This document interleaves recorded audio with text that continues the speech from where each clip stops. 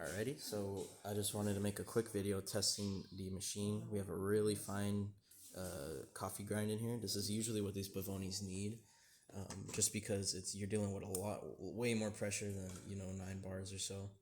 And so I'm going to pull the lever up. I just felt the water click in. We're gonna keep it down. As you can see, lever's not going down by itself. Once we start to push down is when all that water starts to get into your puck. This only happens when your grind setting is too coarse. And so if it's too coarse, then you're going to have issues with the lever forcing itself down when it shouldn't, even when you're not pushing down. And the reason being is all that pressure that's inside the boiler. It's quite a lot. It's more than 9 bars, definitely. All that pressure is forcing your piston to go down by itself when it shouldn't. This is why espresso is considered, brewing coffee at high pressures.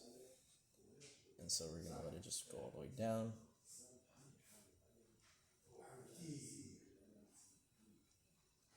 And we're at the bottom now. Yeah, good shot. So again, just a quick reminder,